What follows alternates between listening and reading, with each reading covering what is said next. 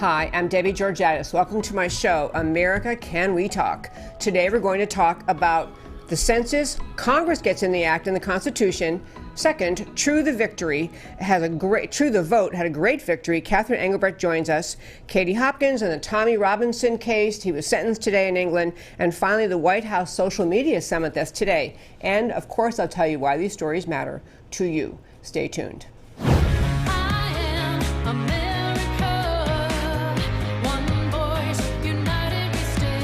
Debbie Georgatos, host of America Can We Talk, is an author, attorney, and political analyst whose mission is to inspire the American political conversation about preserving liberty in the best country on earth. America Can We Talk is sponsored by GC Works, a Dallas-based company performing advanced technology research in the oil and gas industry. Hello and welcome again to America Can We Talk. For the third day, I want to spend the first 5 at least talking with you about the latest development in the question of whether or not the census to be put out to the public in 2020 can contain a question related to whether or not individuals answering the census are citizens or if they're not, what their status is. Congress got in the act yesterday. One of the great new congressmen from the state of Texas, Chip Roy, got on board with the idea, and he got nearly 20 other Republican lawmakers to sign a letter, sent it to Attorney General Barr, essentially saying, please, Attorney General Barr, work with the Trump administration to help articulate the reason why this question should be on the census. As you likely recall from our discussions in the last couple of days, or just what you've been reading about it, the Supreme Court did not say that the census cannot contain a question related to the citizenship of the individual answering. There's no constitutional prohibition to putting a citizenship question on the census. The stumbling block the Supreme Court didn't have to stumble on, but did, was the question of some argument about competing or conflicting reasons given for putting the question on the census. And so what Congressman Roy is saying and the others are saying is, well, help Attorney General Barr, please help President Trump articulate the reason that it clearly is constitutional. The question's been on the census, dozens of times. It is not true that you can't put it on the census. And they also really urge that Attorney General Barr to get quick, get firm, get it done, get it back, get that reason out. I want to mention some of the people who signed on with him, Chip Roy, Mo Brooks, Jody Heiss, Bill Posey, Paul Gosar. There are about, I think, is almost 20 of them. And they are urging the Attorney General to do this because time is short. They have to get the census to the printer fairly soon. I want to tell you again, and I want to fill out something in even more depth that I talked about yesterday. In fact, I think twice when we talked about the census, I made the point that this is headed toward a constitutional crisis. And I want to tell you just a little bit more what I mean about that in today's first 5. First of all, the Constitution actually set up 3 co-equal branches of government. 3 co-equal. The judicial branch, in which the Supreme Court is the top of the judicial branch, is not intended to be superior to the other 2 branches. We have the legislative branch, which includes at the federal level Congress, at the House and the Senate. We have the judicial branch, which is all the courts at the height of it being the Supreme Court. And we have the executive branch, which is the president and the entire bureaucracy of the federal government, but that entity that executes the laws. So the problem a lot of people have with what the Supreme Court did in this case, as in others, is it really stepped into the role or the mode more like what the executive branch should be doing or the legislative branch should be doing instead of acting like a court. Now, if the Supreme Court had said, for example, that there was a flat-out constitutional prohibition to including the question of citizenship on the census, that would be a different issue. But they didn't. They got in the middle of a skirmish between leftists in this country who don't want to have the question on the census and the administration, who is forever hassled by these leftists in this country. And they kind of just played the game the left invited them to play. They got down into the weeds about whether or not the particular reason offered by one person conflicted sufficiently with the reason offered by another person, and sent the case back. The Supreme Court sent the case back to a lower court to say, help them sort through, figure out the real reason for the census question, the census to include the citizenship question. Folks, it's none of the Supreme Court's business. There is no basis for the Supreme Court to decide. They're going to decide whether the entity that has responsibility for the census constitutionally, which is the executive branch, there's no reason the Supreme Court has the right or should be in the middle of reassessing, relitigating the question of whether or not the census should include the citizenship question. Was it good or bad or good enough reasons or not?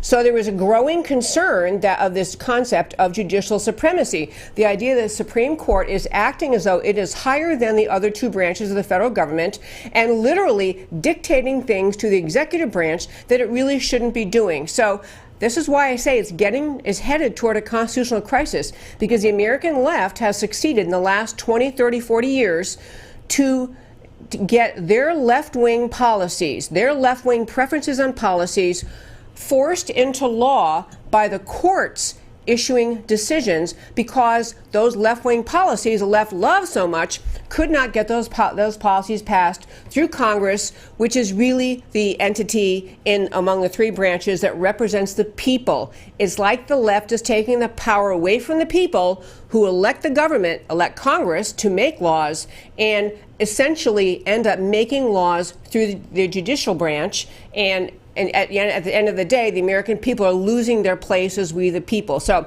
it's an ongoing struggle in Washington, unsettled. I don't know how it's going to come out, but I'm telling you that the energy and passion among conservatives to not let this latest left-wing effort to dictate to the executive branch, to the President Trump and his government, dictate to them what can or cannot be on the census by raising truly just silly level arguments about whether or not the reason given was a good enough reason, did it conflict with somebody else's reason. So Chip Roy and other members of Congress have stepped into the battle, and I'm going to tell you folks, we'll be talking about this more, I'm going to guess, this month as we head toward having the census go to printing. But the idea of having the other two branches of the federal government step up and say, you know what, Supreme Court, you actually don't run the whole country. You're not the supreme, you may be the arbiter of constitutional cases, but you don't get to step in the executive branch and rethink for them what they should or shouldn't have done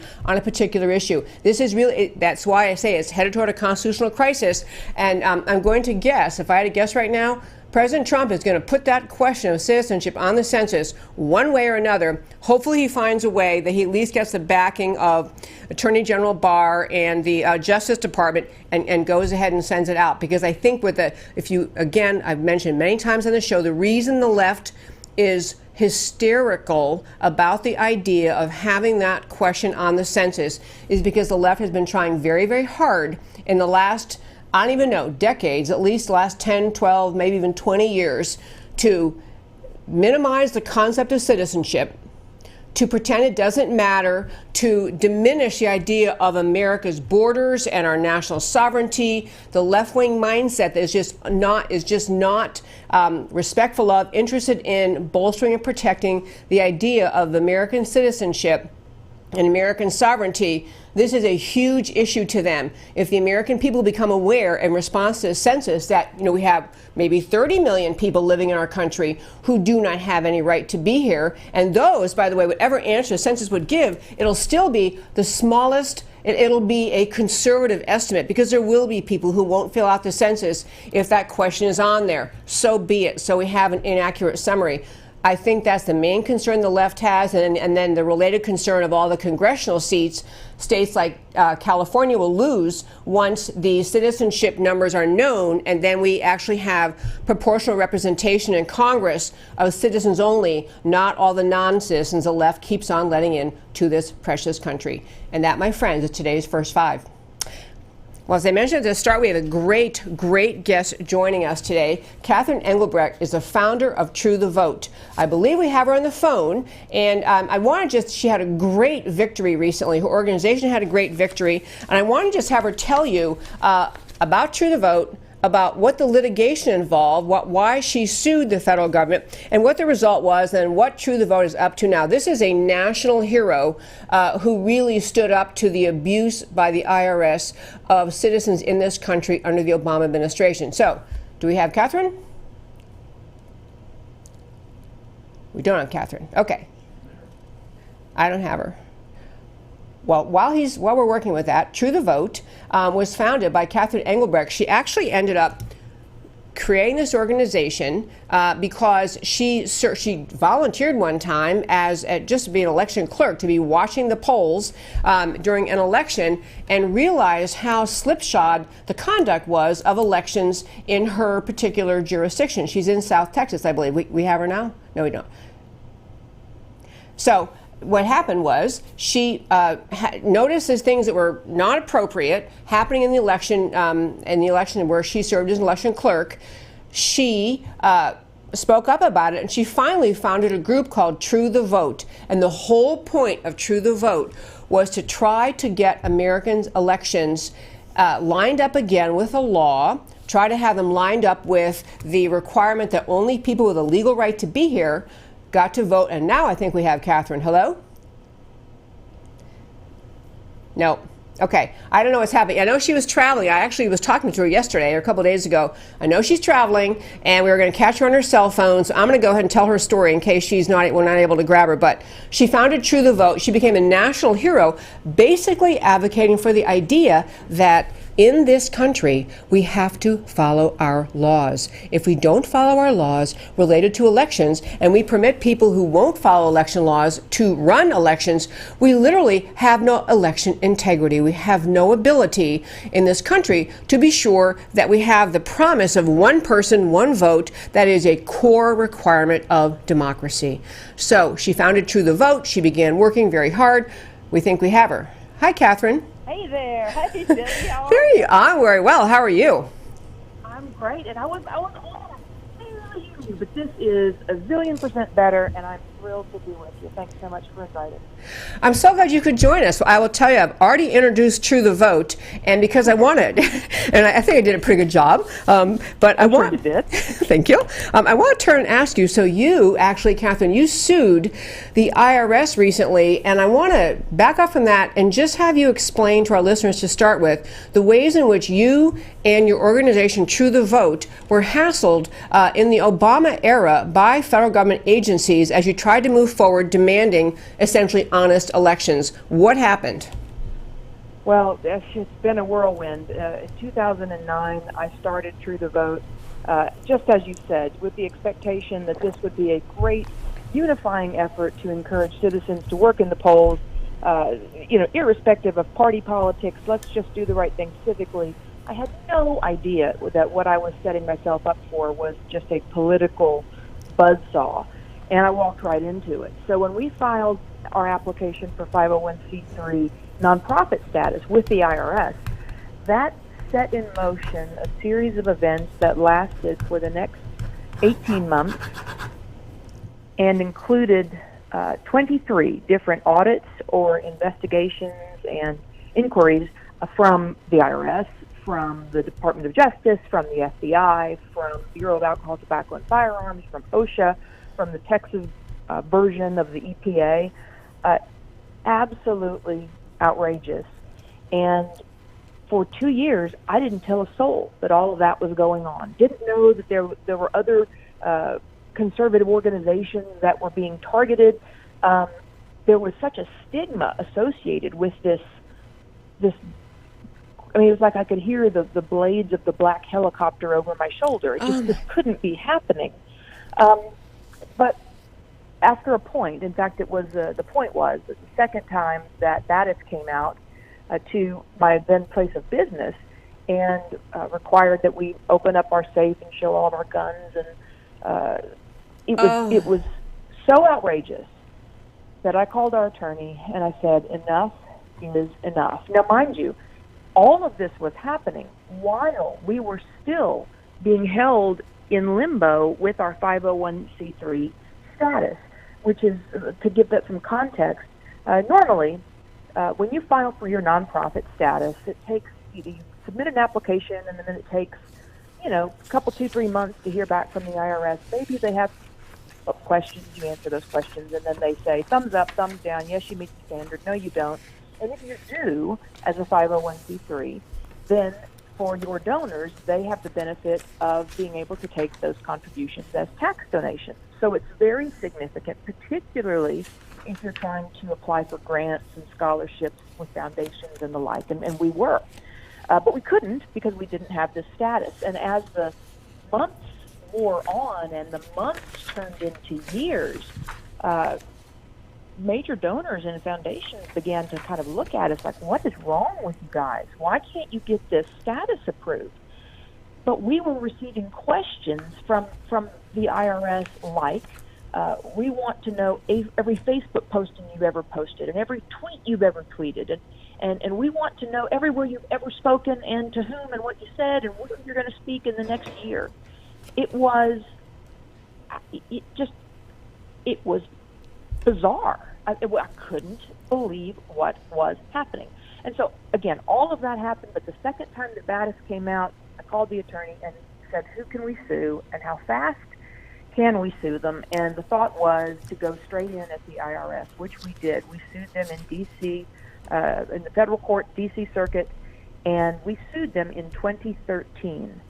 We have been in court since that time up until about 2 weeks ago, actually, let me caveat, we are still in court. However, we are now in sort of the closing up of the arguments because 3 weeks ago now, the judge in our case, Judge Walton, came out and said not only did we win, but we are deserving of recouping our attorney's fees, and what's more, he penalized the IRS with the requirement to pay enhanced fees because of their conduct during the trial.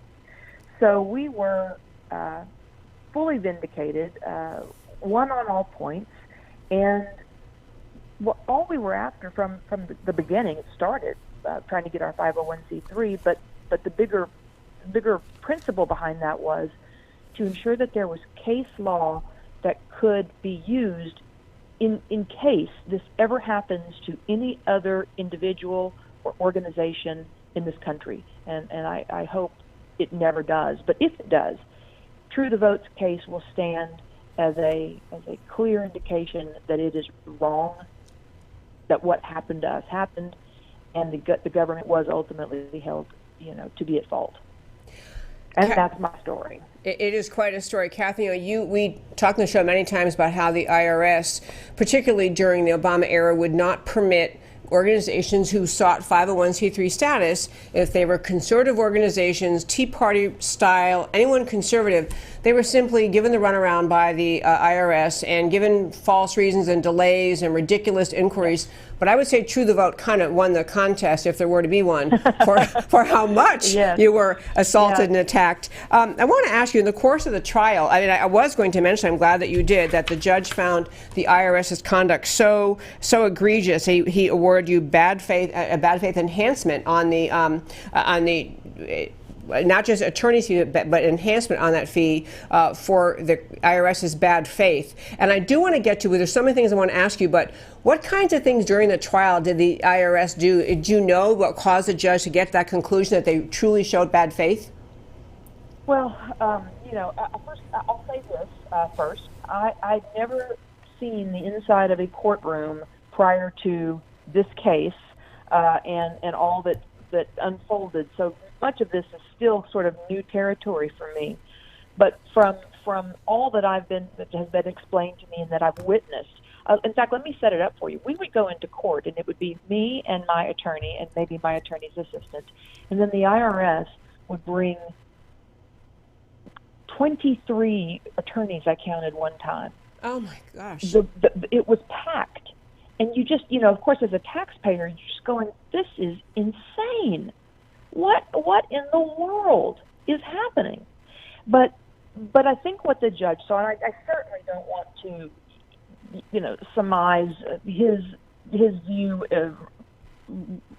incorrectly. But what I would say, certainly what I experienced, what we experienced, our legal team experienced, is every possible delay, every possible argument that went down some rabbit hole that was ultimately took months and months to resolve, only to no end. Even now, the extension upon extension, waiting until the last the last 30 minutes of the last day from the last extension to file anything, telling us they don't have documents, then flooding us with tens of thousands of documents. It's just, there's no doubt in my mind that all of that charade went on just to keep us busy and away from doing what we were organized to do, which was to encourage citizens to take a stand for free and fair elections. And it has continued even under the Trump administration because of the depth of the swamp, and it's the swamp attorneys that had a stranglehold on this case. That's a great expression of swamp attorneys, because many people would assume, well, finally, we have the Obama administration is out of office, we have a new president, we have new people at the higher levels. But this is a great example. When people say the swamp, it is the below the highest level, because President Trump, as all presidents do, appoints the head of various agencies. But the layer of lawyers, advisors, supervisors beneath that highest level, who may be longtime holdovers, not just in the Obama era, even before that, and just people who have very different views of government and law and rights than the president does, are still running the show. And Trump's appointees cannot rid the system of these people fast enough. And so you're exactly right. It's the swamp. Your case is proof of the swamp ongoing. I do want to ask you now, though. See, TrueTheVote was just people respect that organization so much, and you're finally, at least you have this behind you. Actually, I do want to ask. I don't know if you're allowed to say on air, but do you know what judgment, how much money you are going to be awarded from the IRS? We don't know. That's going to be left to the judge. But our fees at this point are in excess of $2 million, and so the hope is that he would find in favor of paying, or having the IRS pay cover all those attorneys' fees. And you know what? I got to tell you, Debbie, it's bittersweet, because on the one hand, it's just taxpayer money, and I hate that thought. But we had to stick in this case long enough to establish law to prevent it from happening again. We could have taken a settlement and just, shut it down and moved on, but that wasn't the point. And it was such a long slug to get here. So it was expensive, but well worth it. And I think ultimately money well invested, even though, we're all paying for it, I guess. Catherine, I commend you for keeping up the fight and going after them and not settling for something, because I'm sure at some point your life has been disrupted, you've had your businesses disrupted, you've had all the ABC agencies showing up at your home, at your business. This is an example of engaging in tyranny, just hassling citizens to where it's just easier to surrender. So I commend your courage and strength. But now that that's behind you, what is TrueTheVote doing now? What is your focus now going forward? Well, thank you for asking, because we have been very quiet for a very long time. And I have to say, just in all candor, during that period, I really did some soul searching on what had happened to that point, and what the purpose of TrueTheVote moving forward really could be, given the history. And where I arrived at was through a lot of deep thought and a lot of prayer. The first initiative that we're going to announce, and have begun to do so, just not in a big way. The big way's still coming, but we have joined forces with an organization called Our Values, that's run by one of the Benghazi heroes, a good friend of mine. His name is Mark Geist. And I love him. Yeah, he's fantastic. And so Mark and I, through many conversations, began to recognize that we had overlapping interests. His interest was making sure that veterans understood the power of their vote, so that they would have their interests represented more completely in Congress. And so his interest was getting the word out about the importance of voting. And that turned into a conversation about the shortage of volunteers that we have working inside of elections. And of course, that's always been one of the pillars of TrueTheVote's platform, is we have to stay engaged. Elections are ours to run. If we do not run them, you're going to see a slide towards what we already are seeing in many states, right? It's all mail-in. The standards of accuracy and security are abysmally low. And once you go down that path, it is incredibly difficult to restage it in a way where citizens are actually looking at one another in the eyes when they're voting on election day, and sort of all in it, for the cause. And so the thought was, veterans with such hearts for service and such awareness and dedication to the rule of law, what better volunteer group could there be, right, than veterans who might want to be involved in the volunteer effort? And so together, where we are headed now is to put a very hopefully wide messaging campaign out to the veteran community, informing them not only of the importance of their vote, but how to get involved in the election process. And TrueTheVote's role in that will be in providing the training and support necessary to help, if they've never served before in this capacity, help them find their place. And we just couldn't be more excited. I think Catherine, it's going to have a huge impact. Yeah, that is brilliant. I love that. I love tying the veterans and the mission for fair and accurate voting. Catherine Engelbrecht, thank you so much for joining us, folks. If you want to read more about her, the whole long story, you can go to TrueTheVote.org. TrueTheVote.org. It's also up at our website, AmericaCanWeTalk.org. It is a great organization. Catherine, thanks so very much for joining us. Absolutely, Debbie. Thanks so much. And that, my friends, is an American hero. No kidding. I want to turn now and talk about a story that's unfolding in England, but actually has a lot of relevance to us here in America.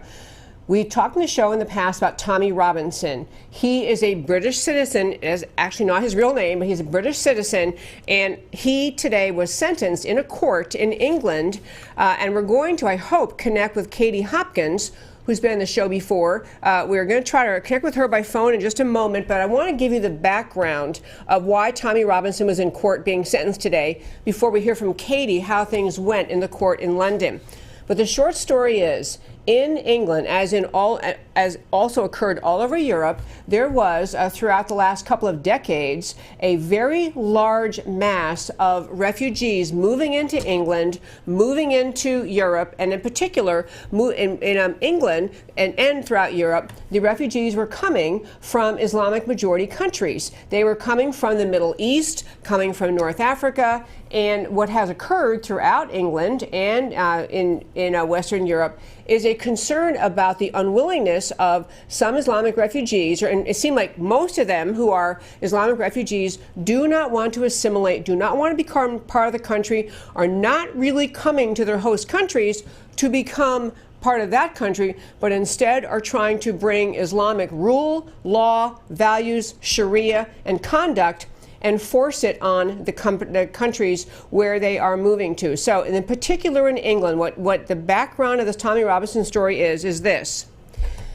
There were a large group of Islamic refugees settling in various areas, and they would settle in kind of clusters, so a large number of people settled in certain areas. And there began to be complaints by young girls and their mothers about these young girls being sexually assaulted, and the term began to develop called grooming gangs. And the concept simply was that these Islamic refugees, as I say, from the Middle East and North Africa, would move to these areas, and they would engage in conduct toward girls who were in that area who were underage. They were as young as 10, 11, 12, into the early teens, and they would connect with those girls, and they would engage in behavior to groom these girls, to convince them first it was a matter of friendliness, and these girls are excited, getting attention from older guys, turning very quickly into sexual assault, repeated sexual assault, girls being essentially owned, passed around by these men. And when the parents and school officials complained to the police and other authorities, they were essentially told, stop complaining, stop whining, keep your girls away, you protect your own girls, we're not going to prosecute these people. We will not prosecute them.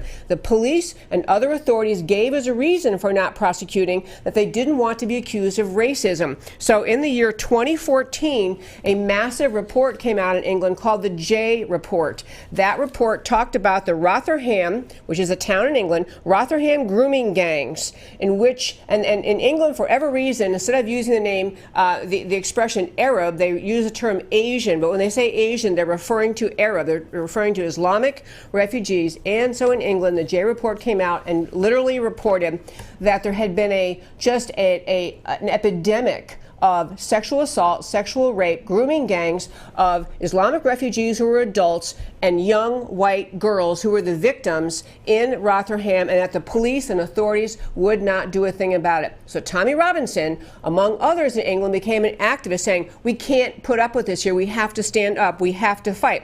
So he started publicizing, trying to make public. He formed an organization and worked all over England to say, look what's happening. This is happening to our girls, A, and B, we have the authorities won't help. And because this J Report came out in 2014 and estimated that between 1997 and 2013, this has been happening all that time, 1997 to 2013, massive sexual assault of young girls by Islamic refugees. And so Tommy Robinson kept on publicizing this, and eventually when the authorities were forced into engaging in prosecutions, Tommy Robinson kept trying to call attention to it. So he gets around. So now I believe we have Katie Hopkins on. That's the background. We have Katie Hopkins on the phone, I do believe, from England. Hello, Katie. Do we have her? Hello, Debbie. So this obviously isn't Katie. Yes, is she available? She's not at the moment. She's literally just had to she's just had to sort something out. She's going to be 5 minutes, if that's okay. 10 minutes at the most. Okay, I'm ever so sorry about this. No problem. I'm going to tell the story. It's been, as you can probably imagine, it's been a crazy day. So yes, just juggling. So, shall we hold on, or should we call you back? If you could call me back in, shall we say 9:45? Is that okay? Sorry, not 9:45 your time. 3:45. 3:45. I'll tell you what. Can we negotiate 3:43 or so? We'll call back when we can. My show actually has a cutoff at a certain point. We'll call back in 10 minutes. How about that? We'll see how we do. Okay, yeah, that's perfect. Brilliant. Thank you. I really appreciate that. Thank you to you. Okay, we'll call you back. Okay, I'm going to keep telling the story because this Tommy Robinson case was huge. And it'll still get to, if we get Katie on the phone, to tell you what happened today. So Tommy Robinson kept agitating for not only to have the police and people in authority and the media cover these stories, trying to urge them to say, you have to actually cover what's happening. Police, you have to listen to these parents. They had police who were answering when this big J Report came out, saying, well, we didn't want to be accused of racism, and because it all involved these, they use the term Asian, but it is Middle Eastern men, Arab men who are assaulting young British girls, and we thought we'd be accused of racism. So it was easier for the authorities to tell the parents to keep their kids home. Can't you hide them? Can't you just, keep them away from them?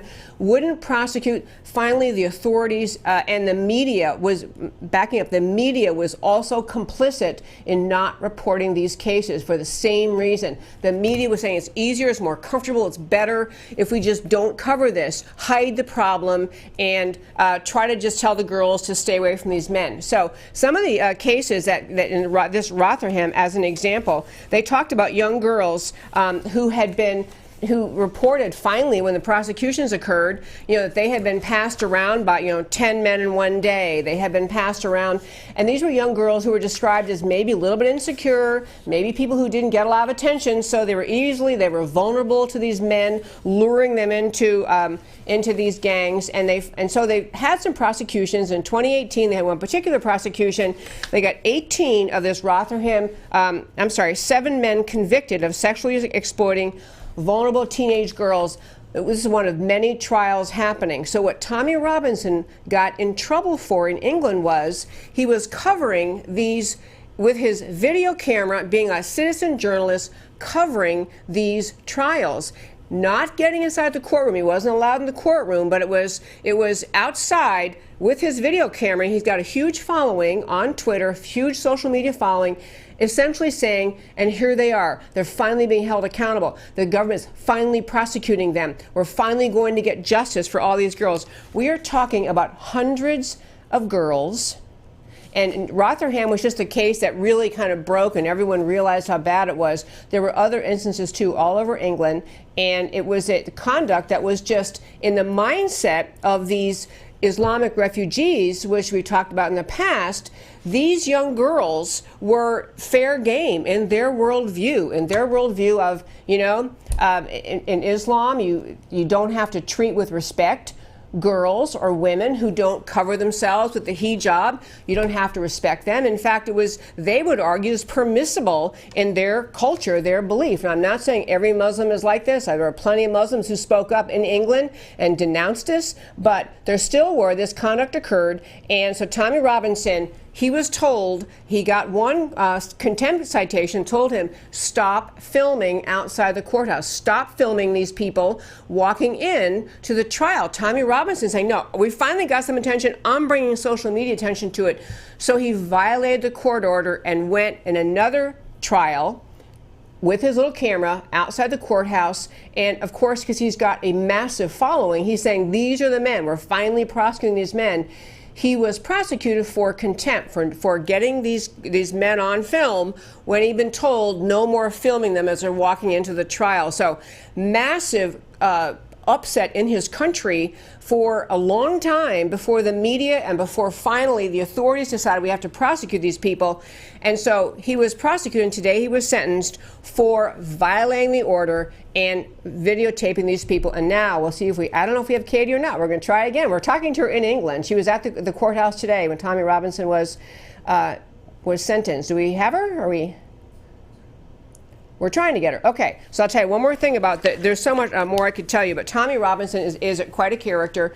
He wore a shirt into the court as he walked through the crowd that says, "Convicted of journalism." And this is actually kind of a case of civil disobedience, the idea that, when the government has ignored massive sexual assault, massive rape accusations, don't investigate, don't prosecute, don't do anything about it, because of very politically correct, because we can't insult people that we may, or we can't prosecute people because we may end up with somebody who decides that to claim racism. So they just, out of just the politically correct pressure to never be accused of racism, they just let all this stuff go. Tommy Robinson's, I'm getting around to saying, there are people saying, well, okay, they finally did prosecute him, finally did prosecute these men who are out of line. So, why is Tommy Robinson still making such a fuss? He did violate a court order. So maybe he deserves a sentence he got today. And okay, now I think we have Katie now. Katie? Hello?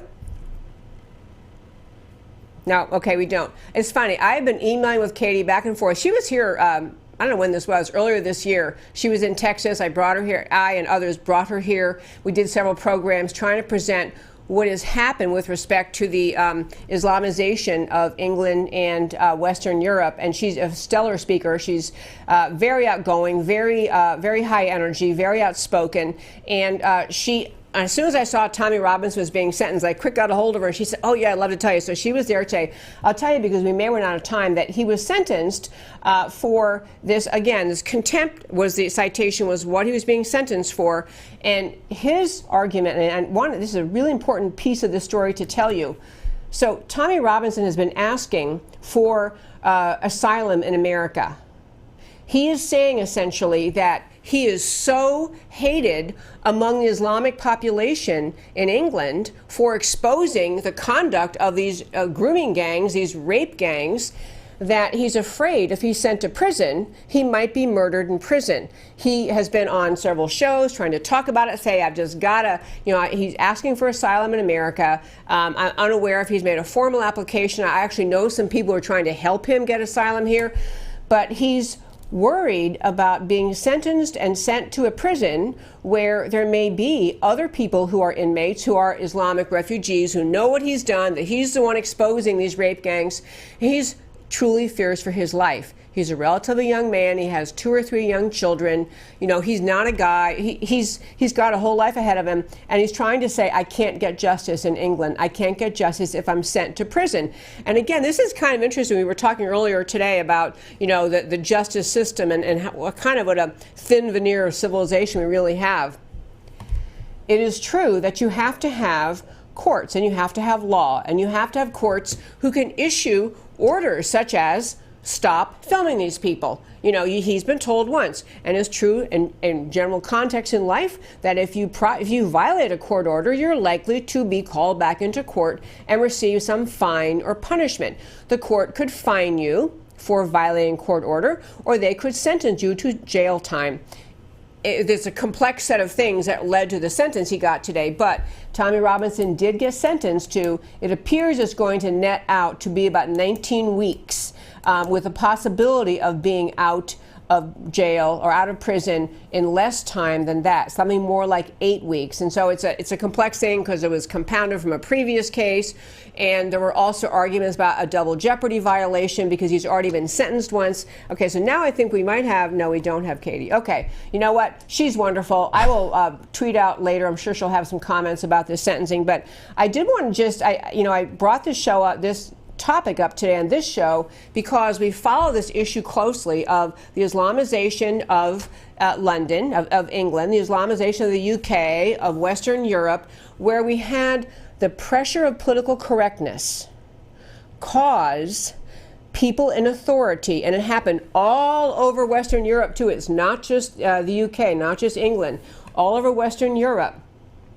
Conduct that is not acceptable in those cultures, in those societies, engaged in by Islamic refugees who've moved into Western Europe and moved into the UK, and a very, very challenging time for the citizens of those countries, because when they are the victims or the recipients, when the citizens of those countries are the recipients of violence, sexual assault, which is happening in increasing numbers in areas where there's a high concentration of Islamic refugees, the police, the media get a little bit afraid. They don't want to be accused of racism. They don't want to be stirring up trouble. It's easier just to tell people, just stay away from those areas, stay away from those people. It's why they end up with no-go zones all over Europe, areas where people know they can't go. Citizens of Europe, citizens of the particular country they live in, can't go in areas that have been designated by Islamic refugees as their own areas. They're no-go zones, no, you can't come here zones. And they know very well they may be assaulted if they do go there. So this kind of surrender to the pressure of Islamization happened in UK, happening in Western Europe. The reason I bring that up is because America is very vulnerable to the same thing. America is very vulnerable to having the same kind of pressure. People in our country, in the media, in politics, and in law enforcement, everybody kind of steps back and flinches if they think they're going to be called racist, if they think they're going to be accused of being intolerant, Islamophobic, hateful, one of the many words the left uses all the time. And so it's easier to just not do anything. So this Tommy Robinson case has huge international implications, has implications for America, but it really has implications for us is that we have to recognize, even in these extraordinary times in the UK and in England and Western Europe, we in America can learn lessons from them and decide, we're not going to have the pressure of leftists who endlessly fling out the racist accusation, endlessly fling out the Islamophobic accusation. We're not going to allow that to in any way impede our justice system, our sense of what we permit and don't permit. And this Tommy Robinson case is, as I say, international implications. He wanted to come here, try to get asylum status here, has not been granted. I think it's probably not going to be granted. But it is it's just a tremendous opportunity, a learning lesson for all of us, a lesson for all of us to follow the case, understand what happened, and actually to stand up for what Tommy Robinson did. Civil disobedience as it still was the effort to protect his home country. Last thing I'm going to cover in 2 minutes today. Last topic for the day was there is at the White House today a social media summit. President Trump is hosting a social media summit. And so he's basically invited a lot of the big social media players, Prager University, Prager Heritage Foundation, Turning Point USA, Charlie Kirk, and others who are outspoken conservatives to talk about the bias of on social media, the extreme anti-conservative bias on Twitter, Facebook, YouTube. All of the left-wing media sites are not just slightly biased, but intolerant of, and they get towards censoring of conservative viewpoints. So Trump, in typical Trump-esque fashion, he is bringing the people in the White House. Let's talk about it. What are we going to do about it? I found him using some of the headlines that the left-wing media that got left out of this effort. They characterized this summit at the White House. CNN described it: Trump invites right-wing extremists, like the Heritage Foundation and Prager are right-wing extremists. I don't think so. CNN: Trump invites right-wing extremists to White House social media summit. Politico: sponsor of anti-tech bill slated for speaking slot at the White House social media summit, talking about Senator Josh Hawley, who's basically saying we got to do something about these social media censors. CNBC: White House to host social media summit without tech companies, as though Trump would invite Google, YouTube, Facebook to the White House to talk about how they censor everything. He's tried actually working with them. He's tried talking with them. Congress has them. They don't budge. They don't acknowledge it. They don't agree. They just keep acting like we don't know what you are talking about. So that was Trump's thing for the day. One last little social media thing before we turn to our Why All This Matters to You. Twitter announced a new policy. I want to make sure you all heard about this. Twitter announced a new policy. They don't quite dare take President Trump down. Twitter will just take people down and end your Twitter account if you offend their left-wing sensibilities. They don't dare do it to Trump. So Twitter is now starting a new program, flagging public figures' tweets that it says violates their policy. So instead of just pulling Trump down, or Candace Owens or other the really big Twitter account, and people with big Twitter accounts are conservative, they're going to flag them, mark them, and I'm guessing some other way you're going to end up not seeing them unless you know to go exactly to President Trump's Twitter feed or to Candace Owens' Twitter feed. So the effort of the American left to silence conservatives goes on and on and on and on. I say kudos to President Trump for holding this summit. Just say, well, let's talk about it at least. And even the fact he is holding it is making the left nuts. As though, how come we didn't get to come? Why don't you?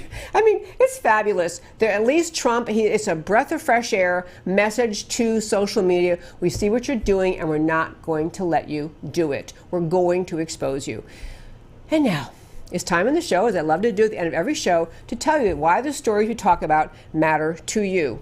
On the census, Congress, and the Constitution, the left muscles its agenda through the courts because the people reject the agenda: abortion, Obamacare, same-sex marriage.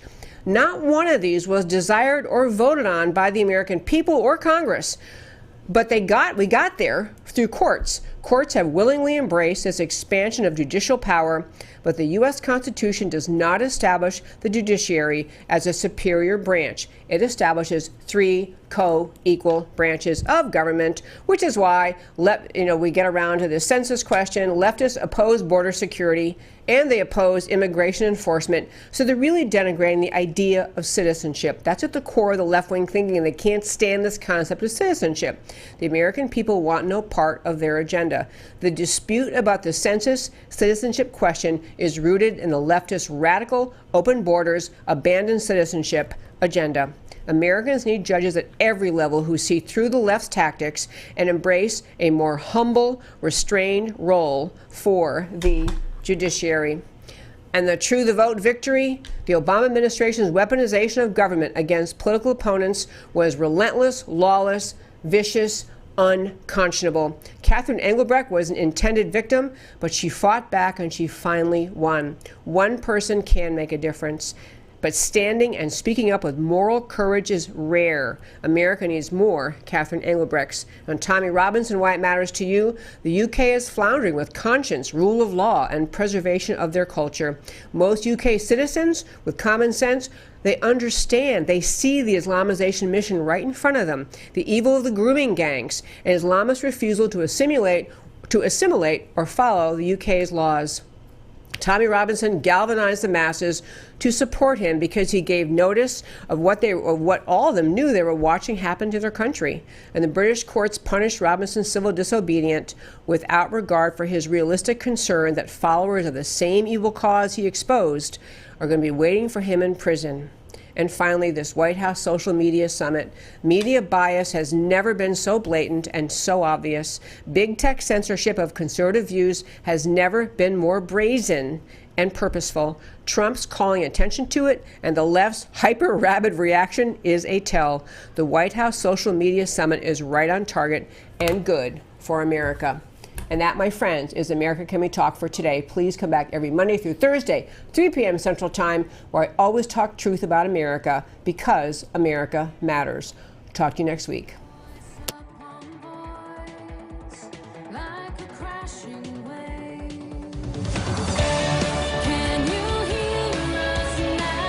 America Can We Talk? Truth about America. Can you